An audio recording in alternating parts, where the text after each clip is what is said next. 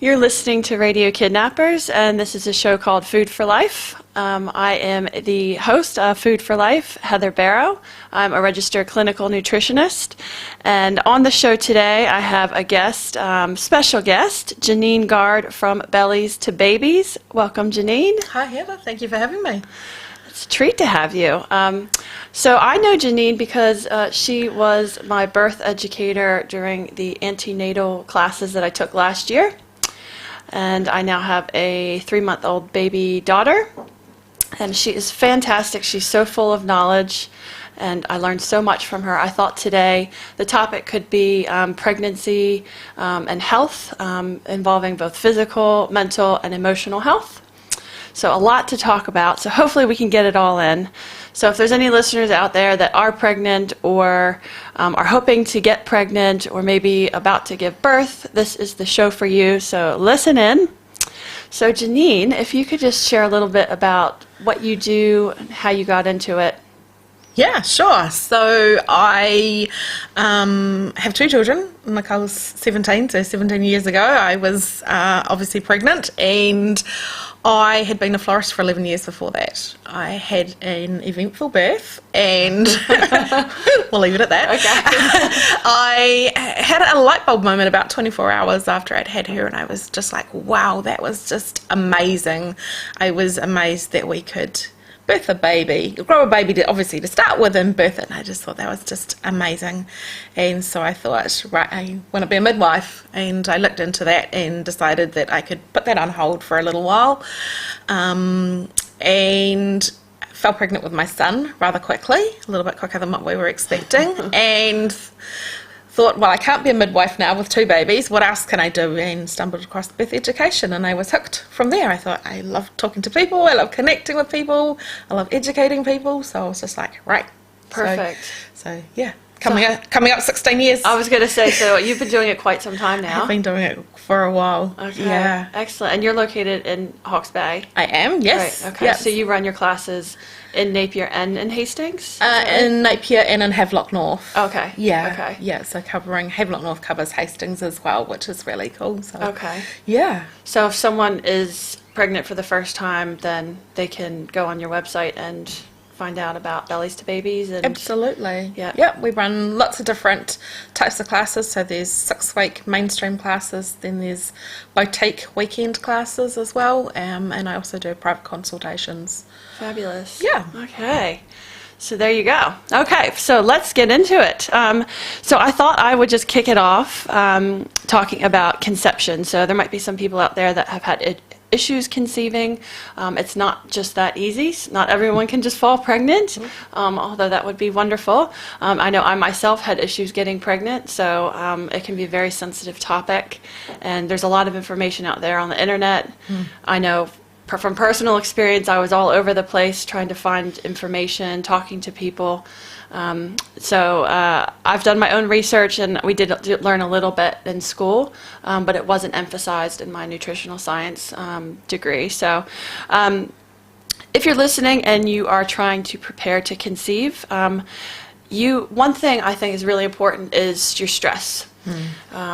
You've talked about it, the fight or flight response. Yeah. You know, if there is, the body even has a perception of stress in the way of you're working and, I don't know, there's someone sick in the family, you've got emails piling up, there's always that perception that you're in danger. So you're in that fight or flight response, and you've got adrenaline and cortisol going, and your body is not in a place where it would happily conceive. No. Physically. So one first thing to address, and I think that was one thing I had to work on, was my stress levels.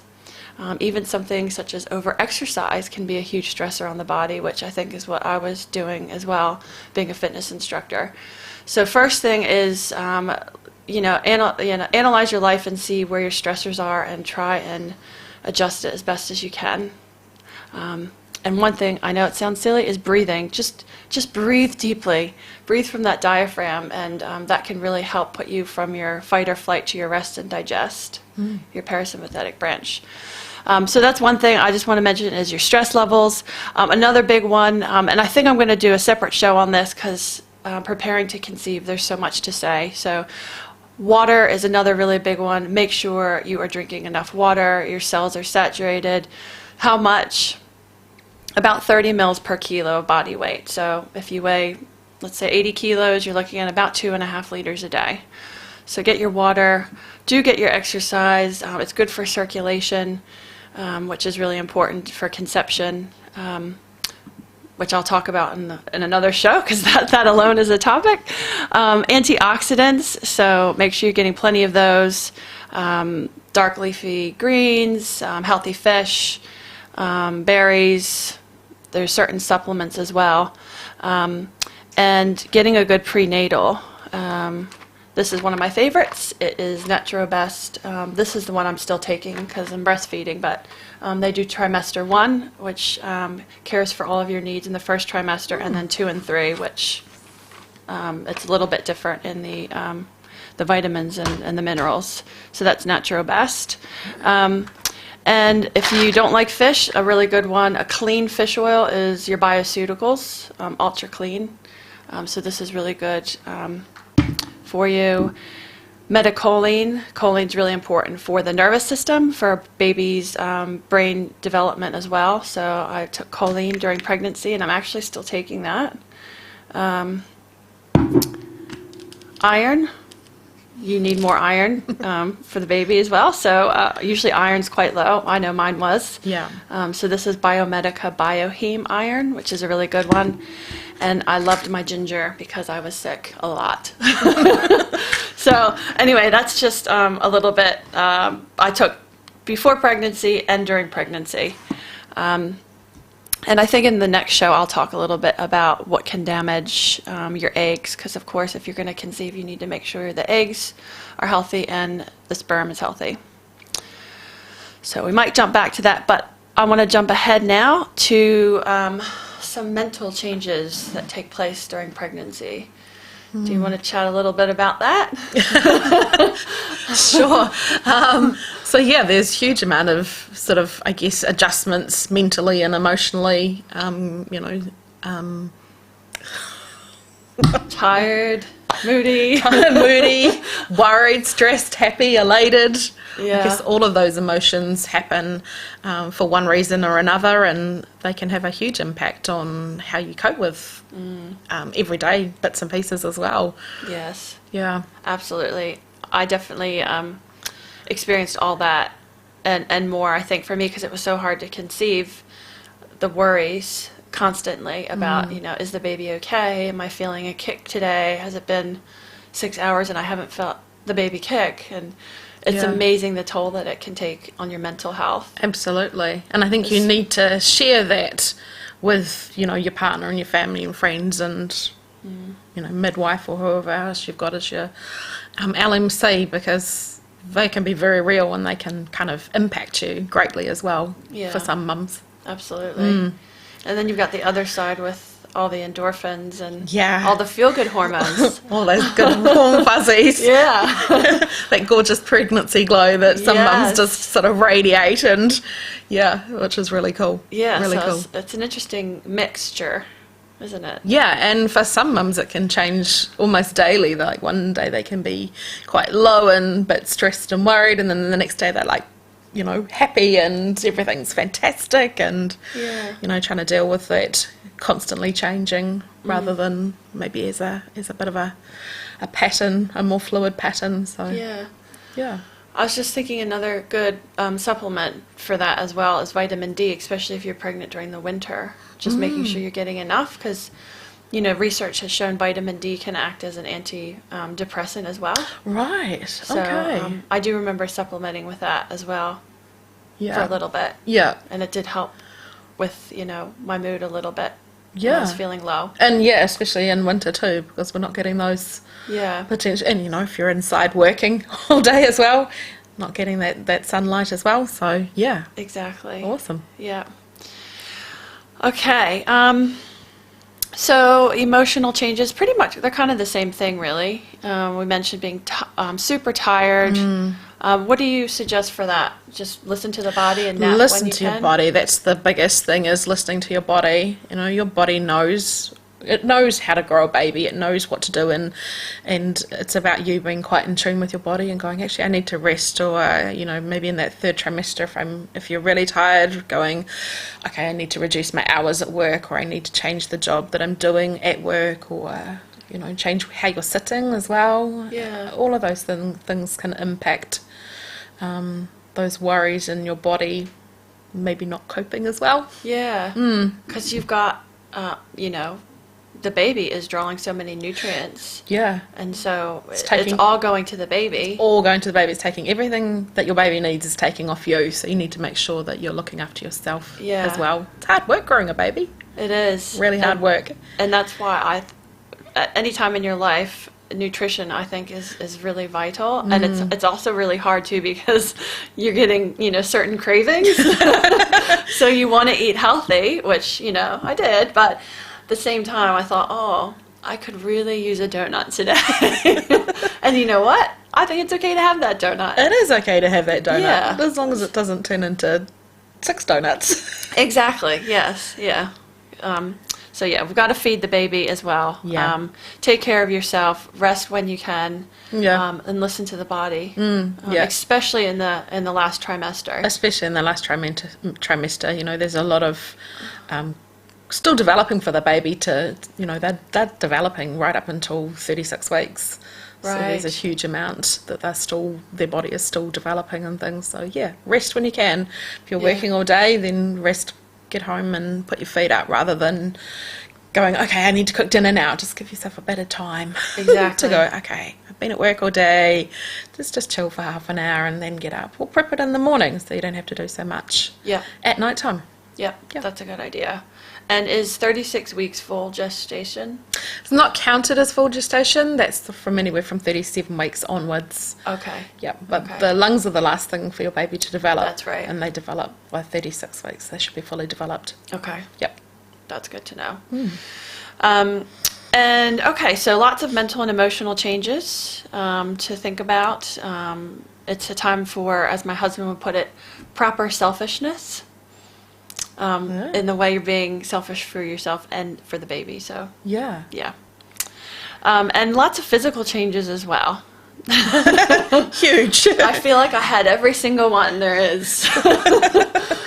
So one thing I really struggled with was swollen. I was swollen, it seemed, everywhere. I couldn't wear my rings anymore. My knee down. Yeah. My calves were swollen, ankles, my feet. Yep. Certain shoes wouldn't fit anymore. Yeah. All the joys of pregnancy. So some mums do have that swelling. It's called odemia. Yes. And some mums have really bad swelling. Some mums just have a little bit, and others will just rock on through and not have anything at all.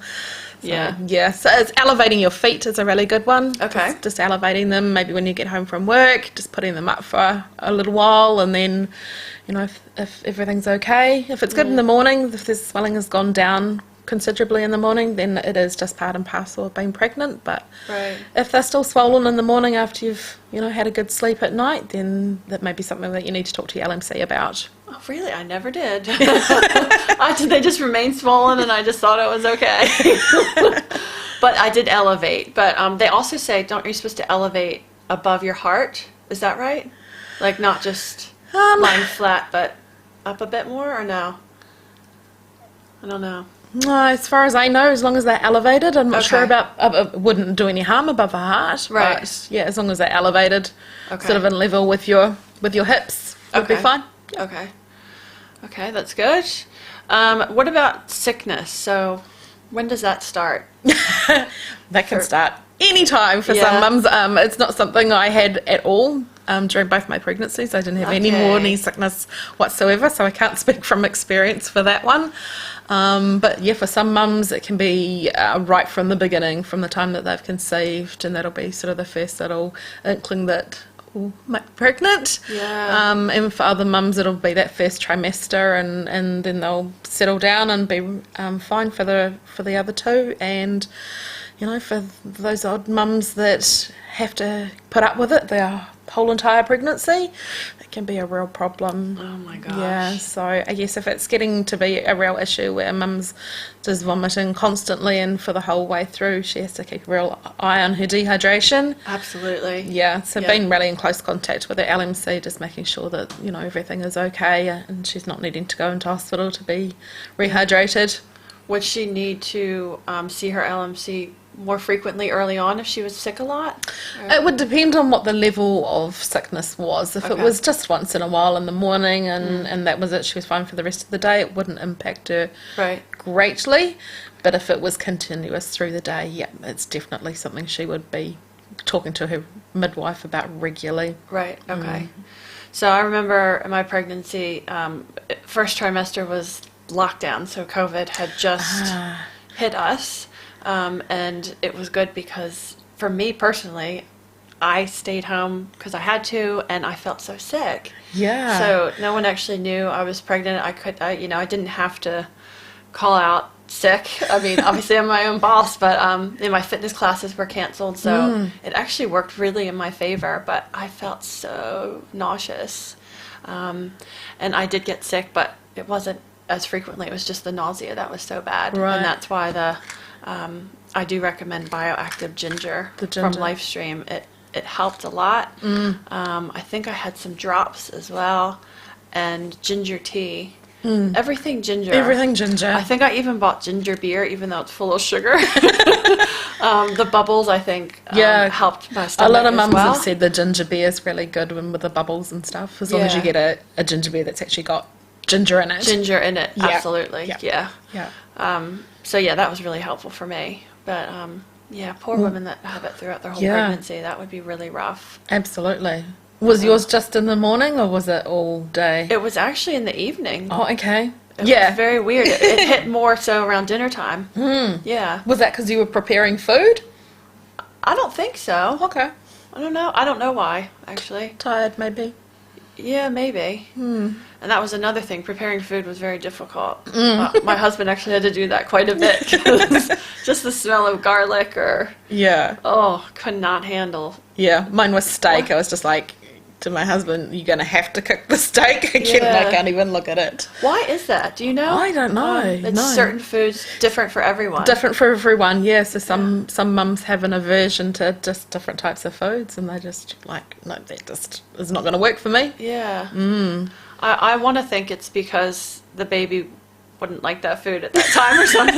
I don't know. It's like nature taking its... It could be the you know? nature's protecting you and going, actually, you don't need that. Yeah. Yeah. I don't know. That's how I think like food sensitivities can work sometimes too. You just, I can't eat eggs. Well, it's probably because maybe you have a high sensitivity to eggs. Yeah. Something in the eggs. Yeah. That's kind of like cravings as well. There's a theory that mums, if she's craving something in particular, that maybe she's lacking that in her diet as Yes. well. So, when we're not talking about picker, because that's, cravings that are non-food related. Yes. But yeah, there is a bit of a theory that, if she's craving McDonald's hamburgers, maybe she's really low in iron or Iron. something like that. So. I must have needed calcium because I needed cream donuts.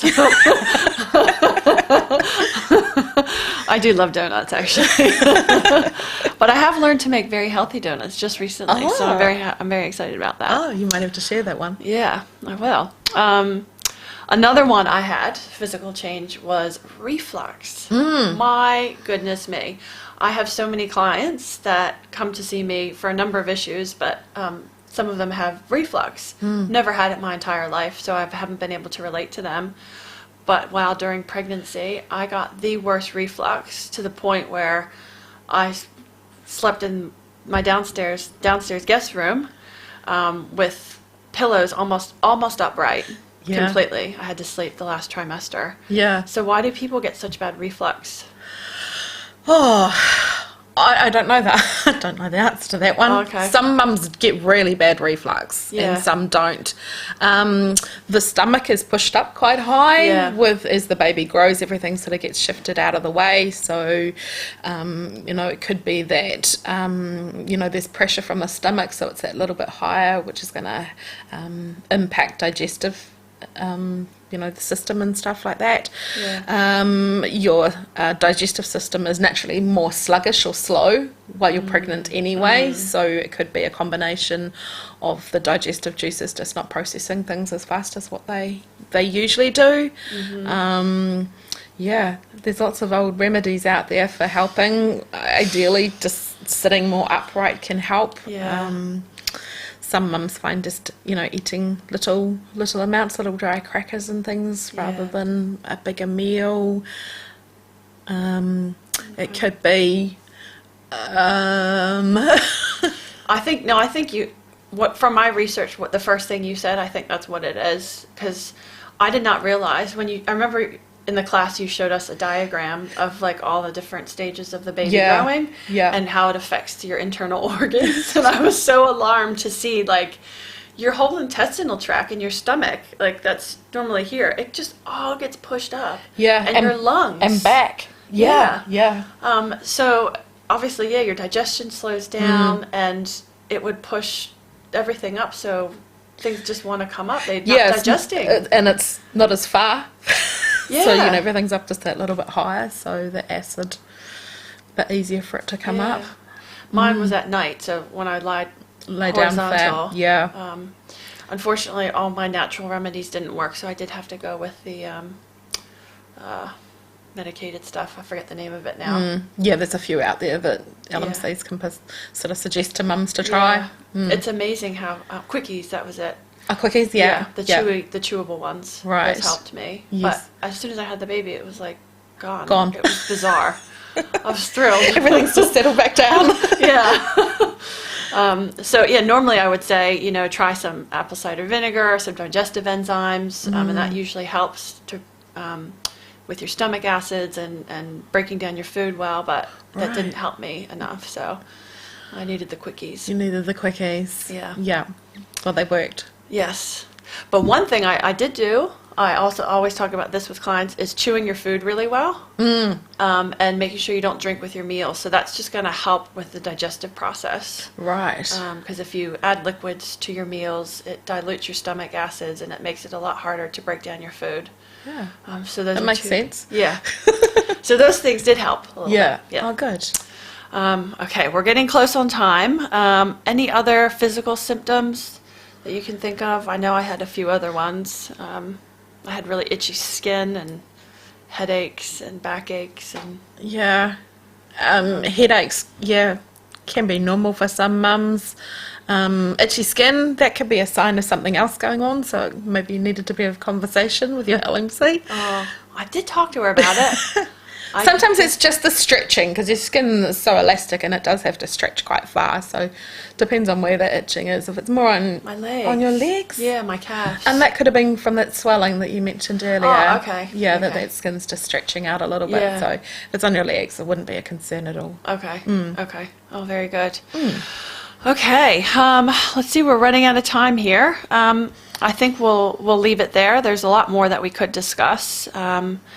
But I think on the next show, I'll talk a little bit about preconception and caring for the body and healthy eggs and healthy sperm. So, Janine, I want to say a big thank you for taking the time to come in. Thank you for having me. And again, Janine is from Bellies to Babies. And do you have any courses coming up? Yeah, we've got baby first aid class starting this week. Hopefully, I'm just confirming that with the St John's instructor, but there's another one coming up in May, so that's just a new class. And where's that? That's in Napier. Okay. Yeah, so I'm really looking forward to introducing that essential tool for parents. And is that like a day thing? It's a 2-hour class. 2-hour class. Yeah, so we cover baby and infant CPR, choking, and febrile convulsions. Okay, I might need to attend that. Yes, a really, really essential class. Okay, and if so, do you have a website? I do have a website. Okay. Yep. What is it? Yep, so Bellies to Babies, antenatal classes, .co.nz. Okay, very good. Awesome. Thank you very much. So this is Heather Barrow, Food for Life, and I'm a registered clinical nutritionist. So if you want to get a hold of me, yes, I just had a baby, but I'm working very part-time from home on Zoom. You can visit my website, foodforlife.co.nz, or email me at heather@foodforlife.co.nz, or even give me a ring. If I don't answer, I will call you back on 027-812-5071. So thank you very much, Janine. Thank you, And Heather. hope everyone has a great day.